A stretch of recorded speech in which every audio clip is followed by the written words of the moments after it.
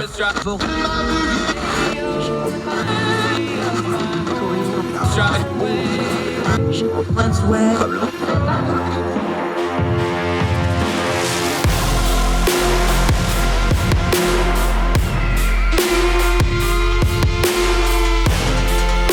host, Andrew Donaldson.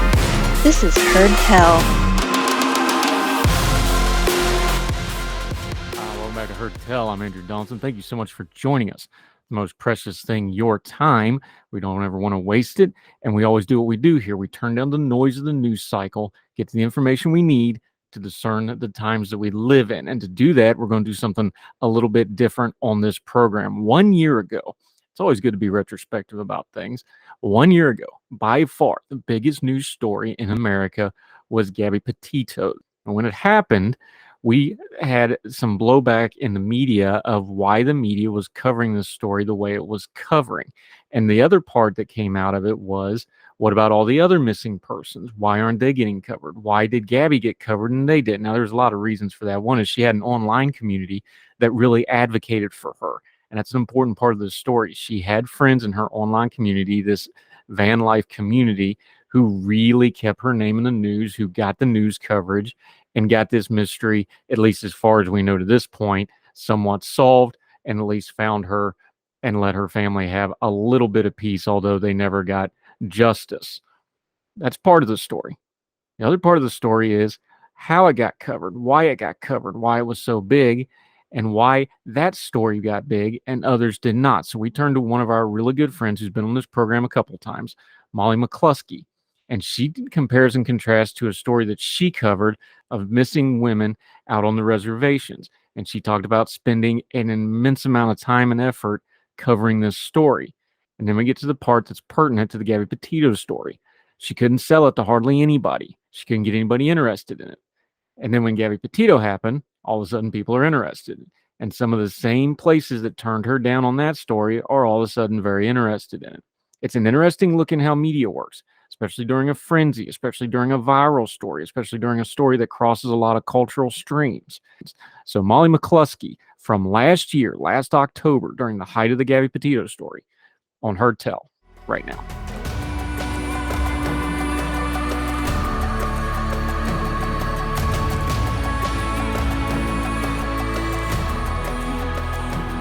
So let's start with some nomenclature. I'm guilty of it too.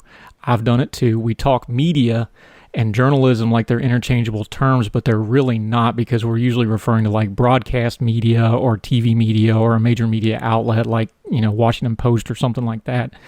That doesn't necessarily dovetail with journalism, and it doesn't really show the diversity in journalism and media we have right now, does it? No, it really doesn't. And, I like to think of the terms media and journalism the way one might associate government and military, right? There is no real such thing as military as a blanket term. We intrinsically know that there's a difference between a naval commander, which is what my father was, and a gunny sergeant, and a Marine, and the different types of branches and jobs and ranks. And they're all just, a PIO is going to do a different job than somebody working a battleship. I mean, they're just all different jobs and different roles. And so, and obviously when you look at government as well, there's state government and federal government and local government, and everybody just does a different job. And so I am a traditionally trained print journalist. I'm not somebody that's going to be on TV very often. I do the occasional radio piece, but I am a writer by trade, and I am a features and investigative journalist. So I am not somebody necessarily that responds to breaking news very quickly. I'm not somebody that's banging out a blog post as a big story is developing and you're trying to get it out in 10 minutes before the competitor does.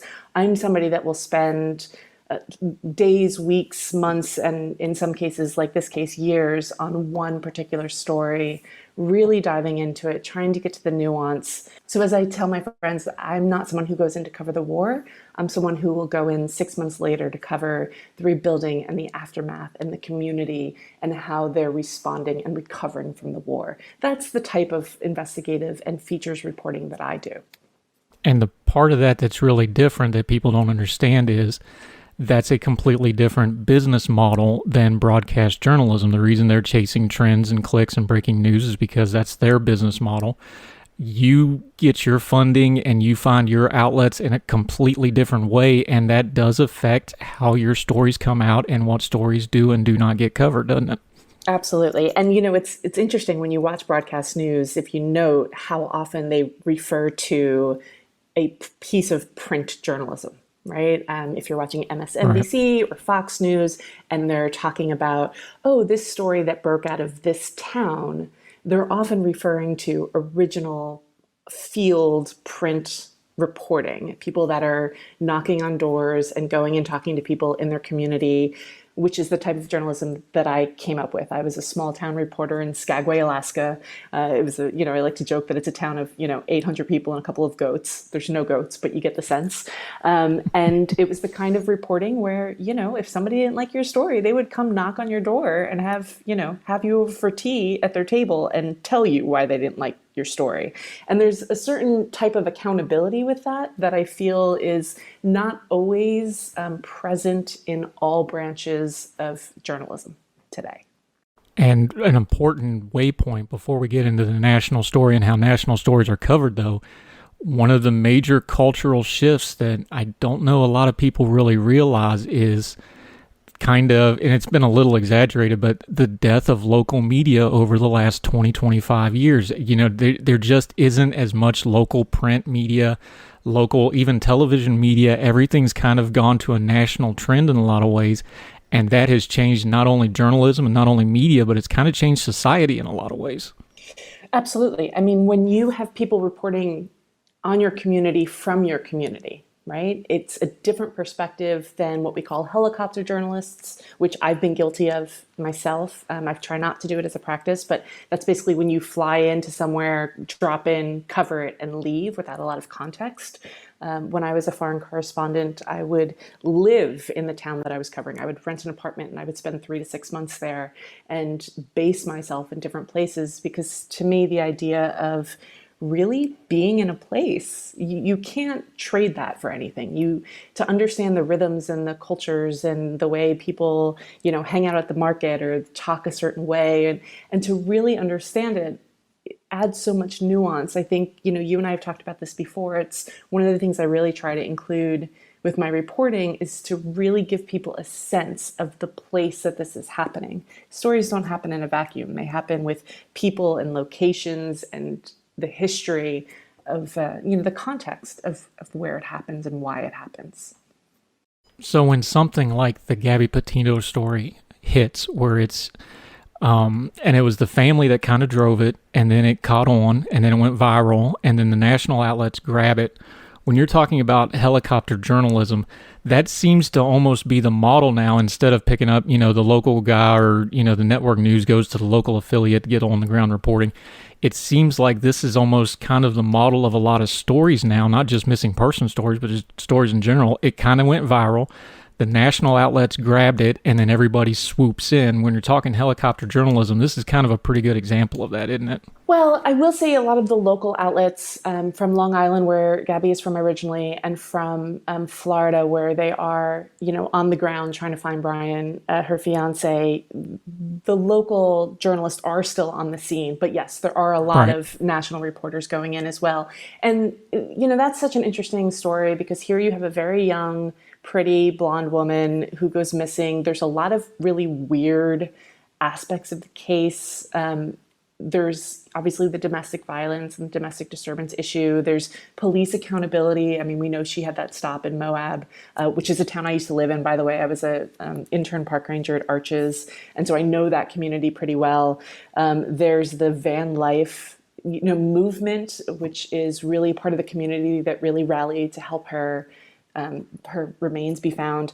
But also, she's a young woman who lived her life online. And so other people that also lived their lives online were personally invested in this and in a position to amplify. I mean, you and I have talked extensively about our love-hate relationships with social media and what the balance is and when we need to take a break. But we're of a certain age that is not a 22-year-old, trying to who's finding her way in the world and traveling cross country with a partner that she's had a troubled history with by all accounts. So, it was primed, I think, to take off. It had all these different elements in it. And as someone who, in my younger years, was in some kind of questionable relationships, but also spent a lot of time driving cross country and kind of living the backpack tenting kind of lifestyle, it captivated me as well.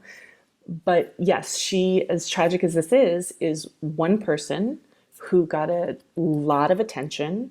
She is a certain person of a certain privilege who is voted in certain communities, do get a lot of attention. And there were and are a lot of people in Wyoming and in Florida and New York and throughout the US that don't get this kind of attention and vanish without any kind of attention. And it's not because their families aren't looking for them, and it's not because their community doesn't love them, and it's not because they're not wonderful human beings that deserve to be found. It's because of the way these things are set up, that they're getting ignored, which is really tragic.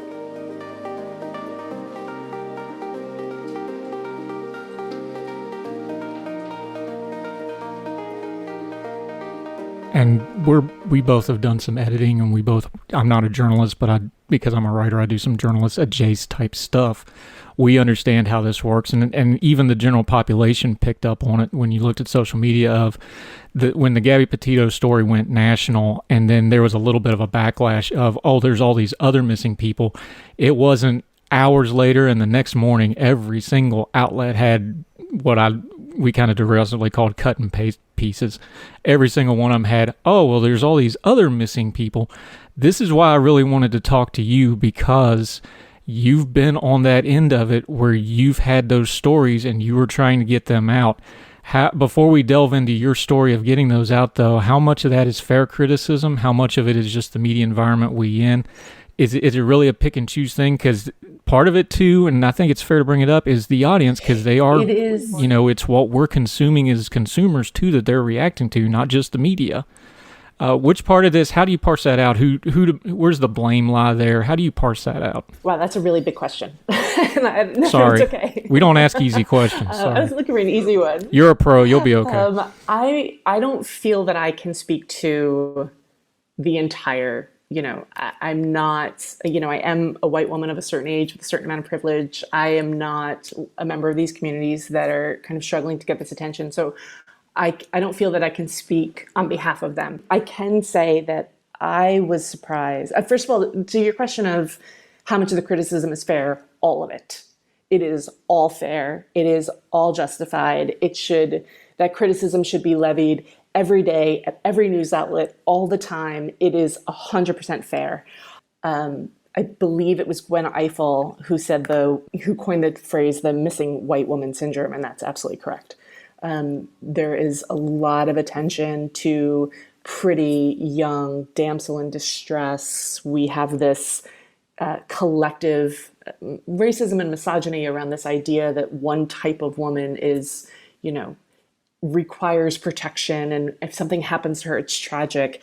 But those conversations aren't necessarily existing around preventative preventing domestic violence. We saw how it was not taken seriously when somebody called in that they had seen Brian hitting Gabby on the streets of Moab, and it still wasn't taken seriously by the police that responded. I mean, there's this fetishization around a dead woman. It's how it happens. I mean, that's the reality of it.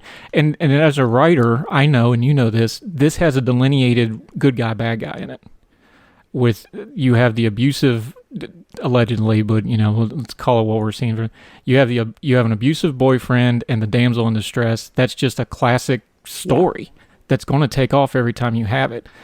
Part of the story that we want to get into with you, the lines aren't that clean. And there's not that clean, good guy, bad guy. There's just a big wad of mess and missing people. And a lot of these missing person cases, they're more that. You don't get those clean-cut lines of good guy, bad guy, missing, gone, do you? Oh, goodness. Well, I can really only speak to my experience of doing an investigation into the missing and murdered Indigenous people of the Crow tribe of Montana a couple years ago. So I can't speak at large of how and why people go missing. That's a bigger story Sure. that, I'm not qualified to tackle.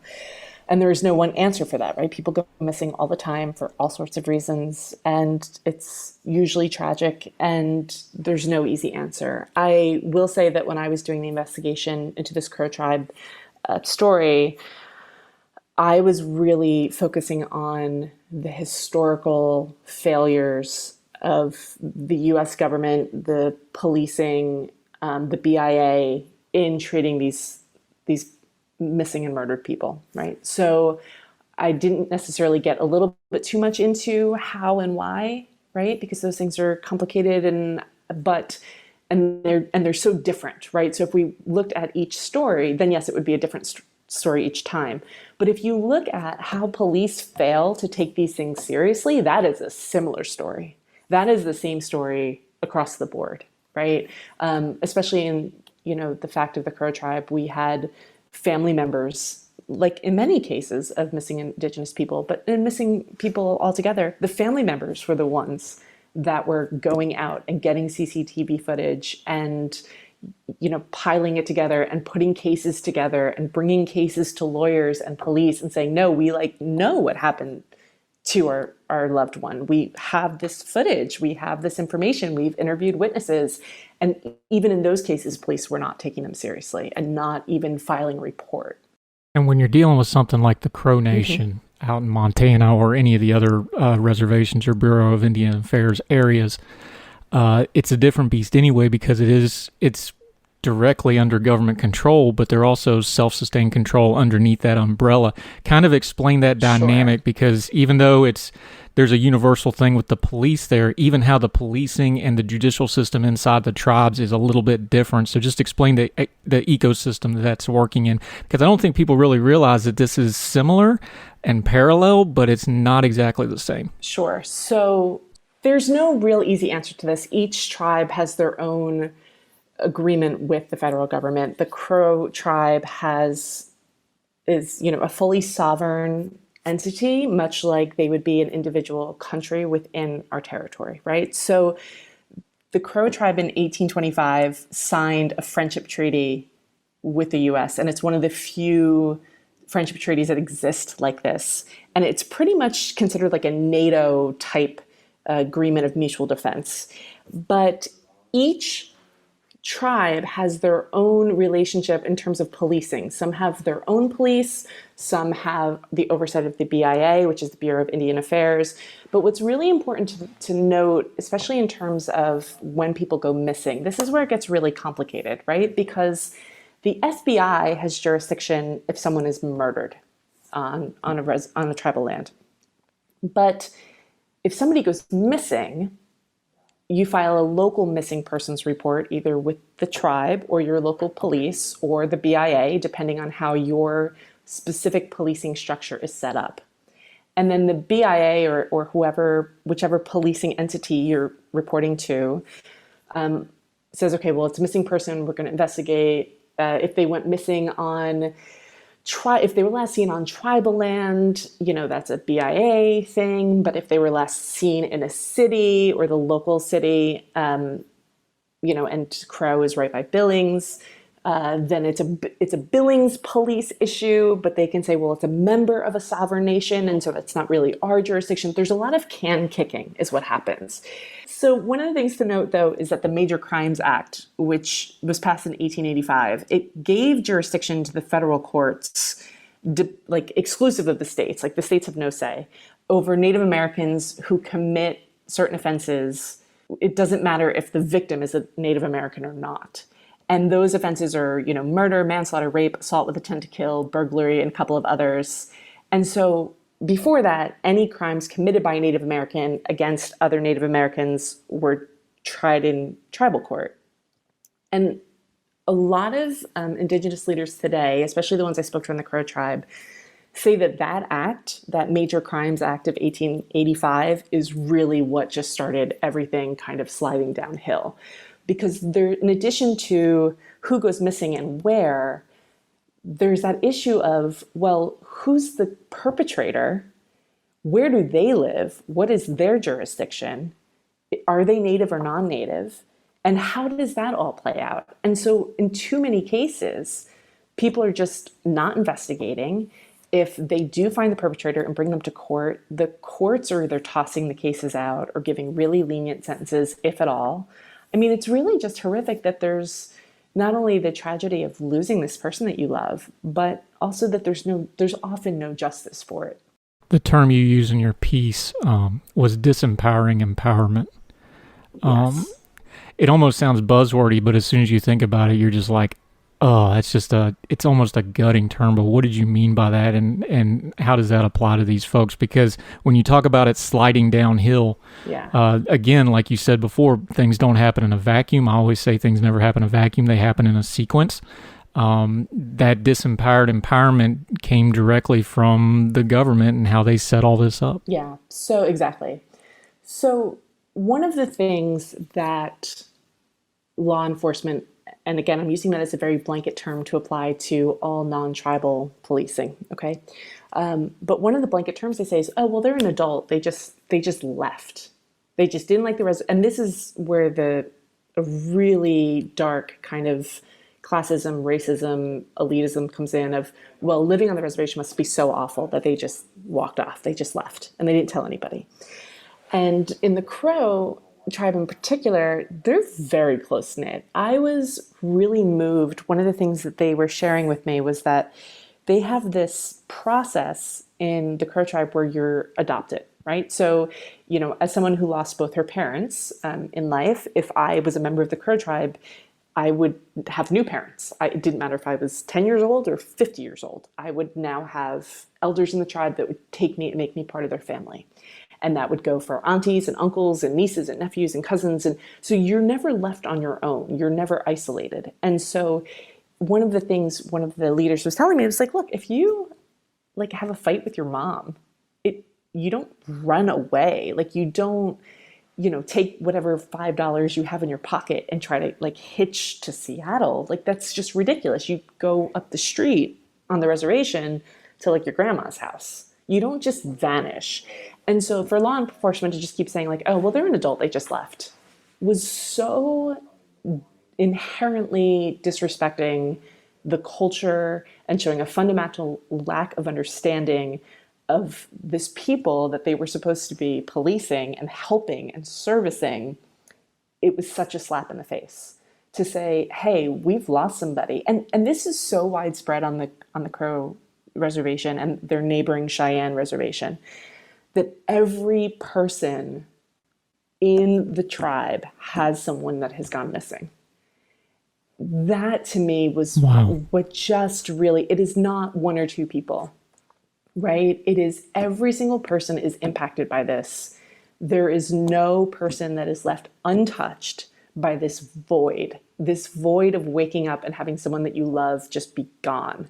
Without a trace, without a question, without any support, without anybody, outside of your community trying to help them find, without any media attention, without any TikToks, without any Twitter streams, without any of that, without CNN flying in, and doing nothing against CNN, but and doing vans and whatever. They're just gone. And that as someone who has lost many people in my life, the idea that someone would vanish or be gone from your life and you don't have that information, right? You don't know if they're hurt, lost, being kept, being harmed, if they're dead. I mean, one of the things that somebody said to me was every time a body is found, everybody holds their breath. Because, the Crow tribe is this vast territory, and folks that are east of the Mississippi or live in cities really cannot fathom how expansive these territories are. I mean, they're just absolutely, absolutely massive. Crow is 2.2 million acres and has a population of fewer than 8,000 people living on the reservation.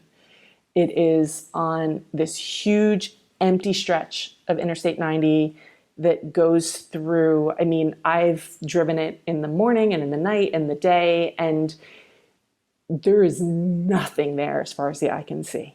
And you're on a major like thoroughfare in the United States, and there are no buildings, there are no gas stations, there are no street signs, there's no traffic lights, there's just nothing. It's, as far as you can see, it's nothing.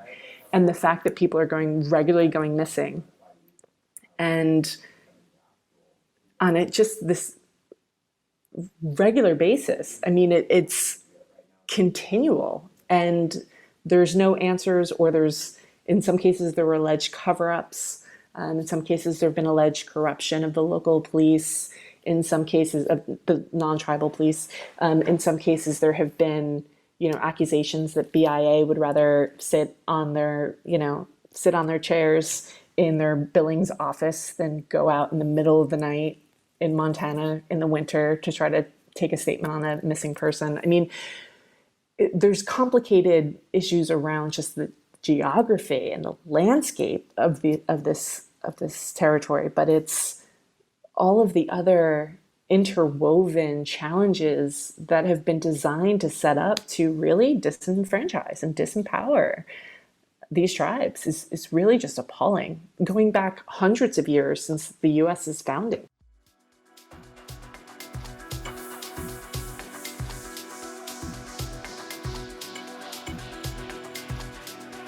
You talked about how the type of investigating journalism you do, you get rather immersed in your subject and you go there and you live there. Yeah. Talk about your responsibility, because when you build a relationship with a subject like you do for these pieces, these people have to let you in and they start to trust you, especially people with these kind of traumas. What is your responsibility as a journalist? Because we hear a lot about journalistic integrity and we beat it around with things like politics and culture, but you're in these people's homes, and then when you go to print your story or whatever, you carry responsibility because you've kind of given them their word that you're going to portray them a certain way. Talk about that part of the process, because a lot of people may not be familiar with how a journalist deals with something like that. Yeah. So I will say that this story came to me. I didn't seek it out. Most of my big investigations have found me, and I tend to take that as a, sign of some sort that I'm the person that needs to, do this story. And so I had been living overseas, and I had been covering Europe's economic crisis, and when that became the migration crisis, I was covering that. And then when I moved back to the States, I started covering youth incarceration, and I did a whole series on, oh my goodness, that series still kills me, but solitary confinement for children in youth detention centers, and the psychological impact of that, and lack of education, and what it's like to being educated in youth youth detention centers. And so I was doing this whole series about kids in the US being incarcerated, and the ridiculous reasons why, and the law enforcement kind of apparatus that's around caging children in this country. And I was on the board of the press club at the time, the National Press Club in DC, and someone that I knew through the club came to me and sat me down, and he said, listen, I've got a friend coming to town. He's got a leader, he's a leader of the Crow tribe in Montana. His sister has gone missing, and he can't get any help at all. Can you just talk to him? And I said, listen, I don't cover Indigenous affairs. I don't really, I'll talk to him. Of course, I'll meet with him, sure, as a courtesy, but I don't know what I can do here. I'm a freelancer. I don't know journalists. I don't know editors in this beat. And as a freelancer, when I take on a story, or when I agree to a story because a source comes to me, I don't necessarily get editors that call me and commission me pieces. It happens sometimes, but that's not the way my world works. What typically happens is I'll say a source comes to me and says, I've got a story. And I'll say, okay, hold that story. Tell me a little bit about it. I'm going to go reach out to every editor I know at every single publication. And hopefully one of them will say, yes, we'll run that story, write it, we'll pay you, and we'll run it. And that process takes, months, if not years, right? So I was really invested in the kids reporting, and I didn't really want to dive into anything else. And I don't have, sources or editors that would cover this. And so I thought, okay, I'll just, I'll meet with him, and at some point, maybe it'll turn into a story down the line, or I can fold it into another story. And so and this was CJ, who I talk about at length in the article that you mentioned. And so we sat in a little conference room at the press club and had like a 15-minute thing, and he was like, oh yeah, okay, my sister's gone missing. I'm like, that's really sorry. I'm really sorry about that. And it's really terrible. And he's like, and my brother had also had a police encounter that resulted in his death. And I was like, oh my God, that's like, how much bad fortune can one family have? This is really terrible. And he's like, no, you don't understand. And then he started to tell me about this epidemic, and I was completely ignorant of it. I had no concept. I had no idea, aside from what you learn in school about Native affairs, which, let's be honest, is very one-sided. It is very limited and told under this idea of like America conquered the tribes, which is terrible. I really had very little interaction. And so he said, okay, well, you should come out to Montana. And I didn't realize with that invitation, I realized it later, but that it is very unusual for a non-tribal person to be invited to the tribe in that way. And so I said, okay, well, I'm working on this other story. I'm wrapping up, I think I had a piece in the Washington Post about a police captain in Philadelphia that was trying to stop getting kids arrested, because in Philadelphia, they were arresting children as young as 10 and like traumatizing them for life. So I was doing that story, and I was like, I'll get back to you. And I started reaching out to news outlets, and, a bunch of places were like, oh yeah. And I was like, listen, like, people are disappearing. Like, how is this happening in this country? In this age of social media, in this age of police reform, in this age of mass surveillance? I mean, I can't walk down my street without knowing that I have 12 different entities' surveillance cameras following me, right? Like, how is this happening? And so I started digging into the how is this happening piece of it, and pitched a couple editors, and I had one magazine friendly say, yes, we'll do it, go to the story. And I should point out that I paid for it out of pocket. It went out to Montana for 2 weeks, interviewed everybody from the attorney general to local police to tribal members. I had a strange interaction with local police there too. So I know that they were aware that I was in town. I was followed places.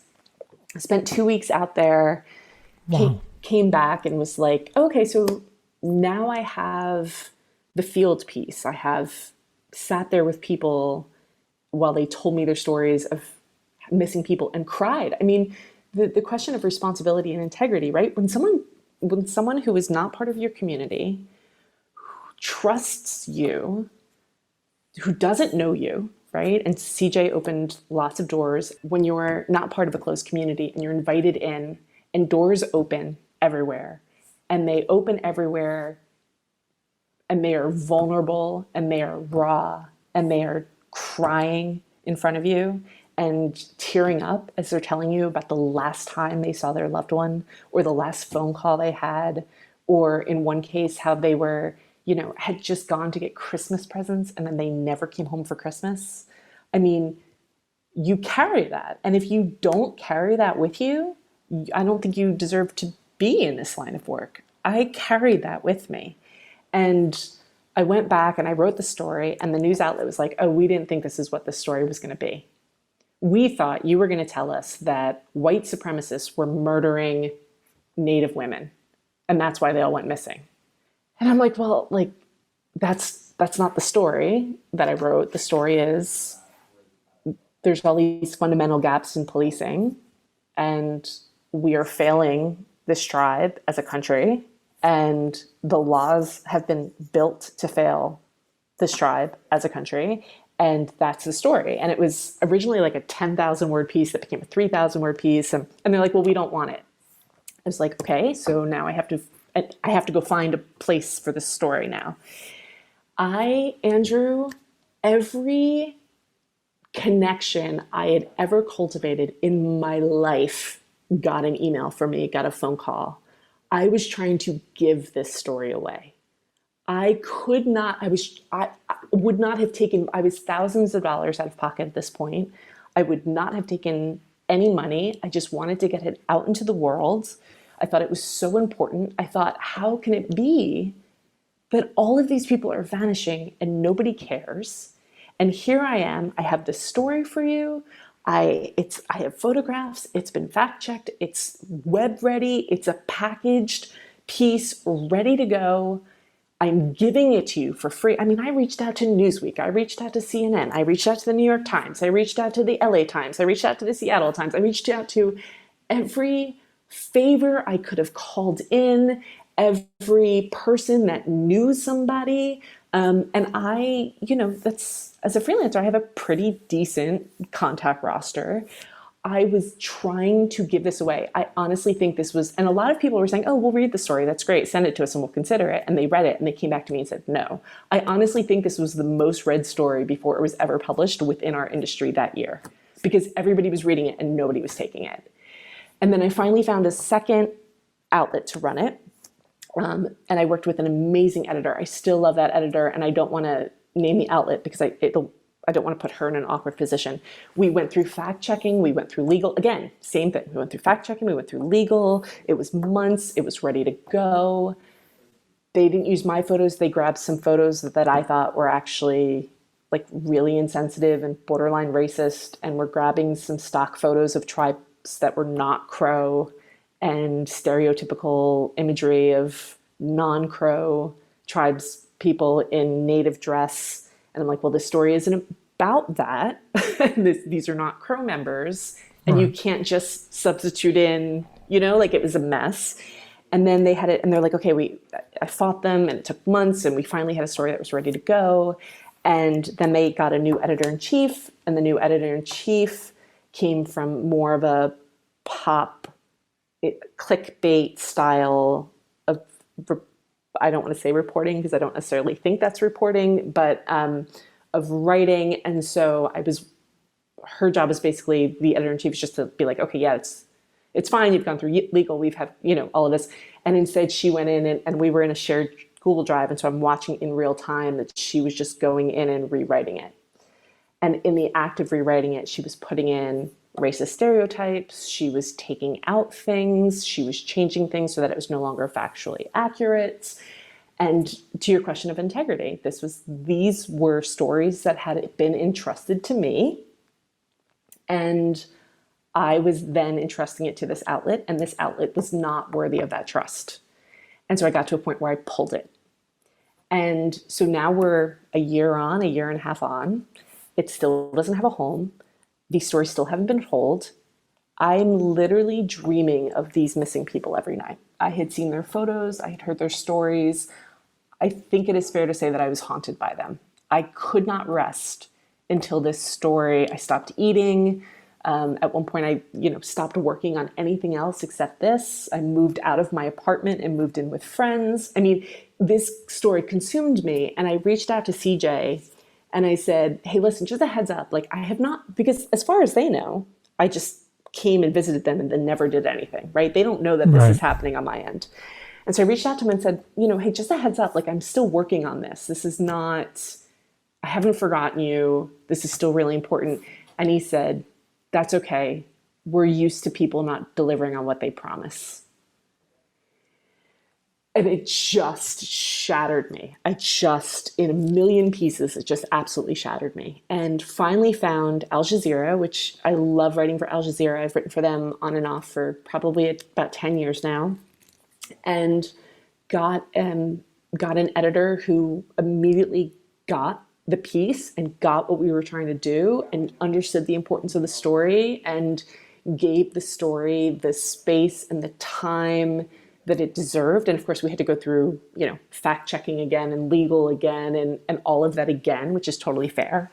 But at that point, I think close to 2 years had gone by, and, we did some updates. I think I was ultimately paid maybe $400 or $500. I mean, nothing at this point. It really was not the money that was driving me, but the fact that it took that much, both on the Crow's part and on my part, to get this story out there has fundamentally changed me. I mean, it's really just, how would you not care about that?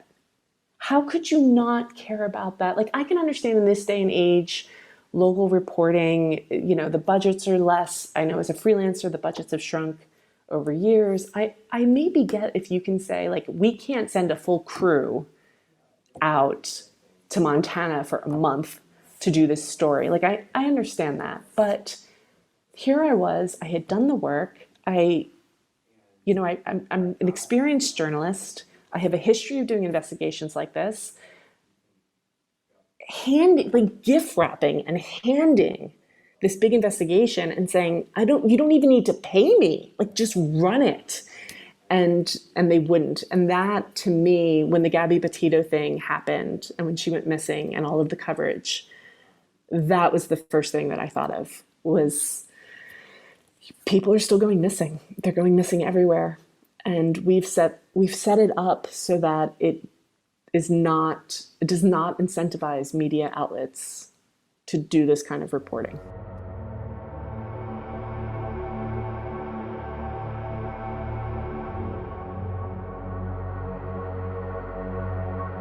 What really triggered my memory of your piece, besides how great it was, because I first read it, I don't know, probably 2 years ago now, but it was actually a picture in this piece, as great as your writing is, and you're a fantastic writer. And it's a picture you took, and where we've spent the last 2 years of media being driven by pictures of protest, from the performative and silly to the very violent and very historically meaningful, the photo of these folks, these tribal folks, protesting on a highway in the middle of nowhere, carrying their tribal flags, and there's only a handful of them. There's nowhere anywhere near them. This isn't for attention. This is something that, I don't know if you took it with your camera or your phone. It just struck me when I started seeing the Gabby Petito thing, and I remembered that picture, and I'm like, that's not a protest for attention. That's a protest of, we don't know what else to do, but we can do this. And that's how it came across to me for those folks. And it's such a powerful image of, there's nothing else they can do except just hold their flag and hold their hand up and march forward. And it was such a striking image, and it kind of brought it back to the Gabby Petito thing of, what do you do when you have no hope? And you ended your piece in the piece in Al Jazeera of, you got to give these people some hope. Where do you find hope? And that image, those are people just making their own hope, marching down the highway in the middle of Montana where there's nobody within 50 miles any direction, is it? Well, so the thing about that was so fascinating to me is, so we talk about Highway 90, which runs through, and it's the main thoroughfare. It's where all the trucks go, and it's all of that. But, there's a second road outside of Crow. There's 87, and then it's a 2-lane highway, and a lot of the trucks, and it turns into 212. And so a lot of the trucks kind of do that road, right? Because there's not, state troopers waiting on either end of Crow Tribe. You kind of can do your thing, but it's a narrow 2-lane highway, and people have gone missing on that highway, and they've been killed on that highway. And so these protesters, these marchers, had 3 or 4 of them, and a follow truck with a porta potty, and then another follow truck with like the kids and the coolers and that sort of thing. And they had a BIA officer who was a member of the Crow Tribe, and they marched through Cheyenne territory, which is their neighboring tribe, to Crow. And Cheyenne and Crow have, their history, right? Neighboring tribes with shared borders often do, but they have the same issue, and so they joined together to do this march. But the thing that really just struck me was people had to slow down and go around them, because there was plenty of traffic. There's, plenty of cars and trucks, and most people were respectful. Most people, honked their support. A couple were jerks that you'll have anywhere, right? But there were these 2 motorcyclists, and, white men of a certain age, probably in their 60s. It's Memorial Day weekend. I think they were on their way to Sturgis. And they were taking this road, and they saw us, and they pulled off up ahead, and they stopped, and they were basically just gawking, right? This was a tourist attraction for them. This was one more thing that they were going to see on their trip, that they were going to tell their friends about. And they basically stopped and waited at this little cutout on the side of the road for the parade, the protesters, to catch up with them. And when we all joined them, I was incredibly uncomfortable. I was very aware that those men were looking for a spectacle, that they didn't know anything about this tribe. They didn't know anything about these missing women. They didn't really care. They just saw some really cool people with some cool flags. And so I was cringing. I was just, and The reason the protesters stopped at that spot was because that was a spot, that little pull off on the side of the road, where one of the bodies of one of the members of their tribes had been found years ago. And so they stopped at this spot for a moment of prayer and reflection and quiet. And this was a sacred space for them. And here are these two motorcycle guys just gawking at them. And rather than being offended and rather than being, asking them to move along, they took the time, they explained to them what was going on. Then they invited them into their prayer circle. And after praying for the remains to be found of all the missing, either alive or not, and praying for the souls of the people that had passed away, which itself is incredibly moving, and I was very choked up, they then took a moment to pray for the safety of these two men on their journey. And I thought, God, that is grace. That is humility and kindness and graciousness that I don't know that I would have in that situation. But they saw those two men as emissaries. They were gawking and they were tourists, but you know what? Those were two more people that were going to go out into the world and say, members of the Crow and Cheyenne tribes are going missing, and you should know about that. And so they took that opportunity as a gift, and they took it as a means to continue to share their message. So that, to me, when you talk about the integrity of reporting, those are the things that I draw inspiration from, right? It's very easy in journalism to get caught up in the ego and the byline and the money, which there's not much unless you're, at the 10% of our field. But it's very easy to kind of track those things or to go after those things or to think that those are the things that show that you've been successful. I look at my body of work and I'm really proud of some of the stories that I've done. And at the end of the day, can I say I did this story justice? I think that there is no justice to this story. The fact that it's still happening, the fact that it's not covered everywhere means there's no justice to this story. I could spend the rest of my life writing about this story and there would still not be justice.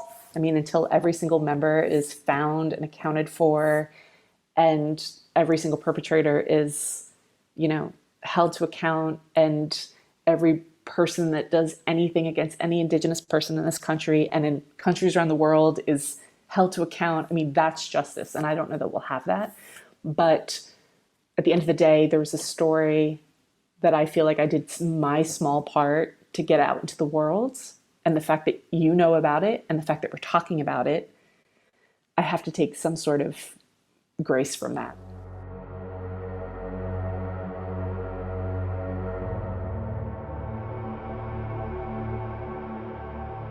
And that'll do it for Heard Tell. Did it a little different today, but that's important. Look, one of the things we do, if we're going to turn down the noise of the news, is we can't just hit stories and then move away from them. We need to reflect. We need to review. So a year later, after all those viral stories are gone, it's good to go back and reflect on it. See what we got right, see what we got wrong, do a little self-adjustment. That's the grown folk way of doing these cultural stories, these political stories, these breaking news stories. It's what we're always going to try to do here. We'd love to hear feedback from you. heardtellshow@gmail.com. Heardtellshow on the Twitter. Also, comments and reviews in any of the platforms that you're watching or listening to the program. We do see those. Love to interact with you on those. We'd love to hear from you, because if you ain't listening and watching, we ain't got anybody to talk to. This is a partnership, and we appreciate you very much for however it is you spend your time with us. We always want to respect it. We never want to waste your time. So we bring you the stories that matter, like this one that we covered today with the great Molly McCluskey. Till we see you again on Heard Tell, wherever you and yours are, across the street or around the world. We hope you are well. We hope you are well fed. We hope this story makes you hug your loved ones just a little bit more. We'll talk to you about it next time on More Heard Tell. All the music on Heard Tell is provided under a Creative Content license from monstercat.com.